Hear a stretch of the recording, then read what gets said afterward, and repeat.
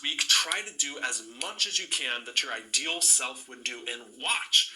If you feel better, that's going to motivate you to keep doing it.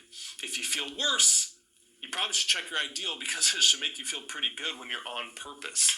I feel, man, this is going to be a longer video, but this is really important for me to say.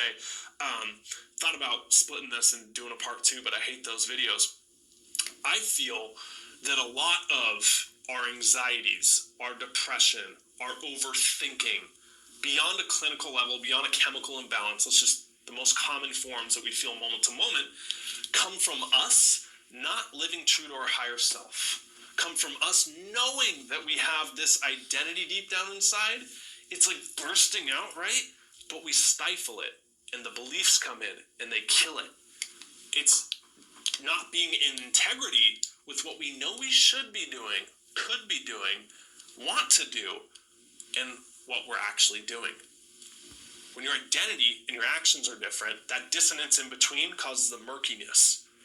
When they're in coherence and they're together, just like you have brain coherence, you can study noisy brains. Noisy brains, like the first question, it's going to sound very simple. I wrote a note to myself because I think at the top is your higher self.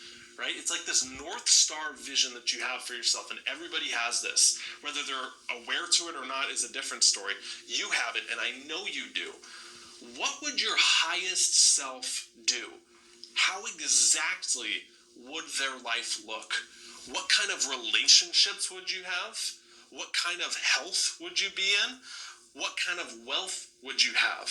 I want you to get very specific and literally just take out your notebook, your journal, and spend 30 minutes writing out your ideal life in those 3 areas.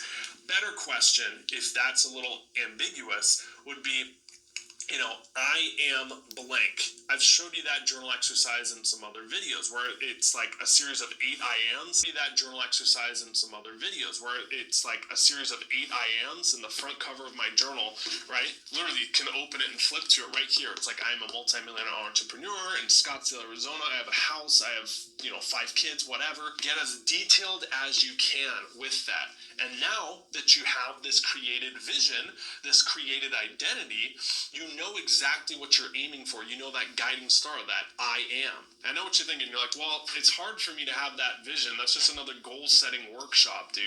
Like, how am I going to work towards that vision? Limiting beliefs come in. Stories you tell yourself hold you back. Habits, actions. This stuff is what's cramping this identity.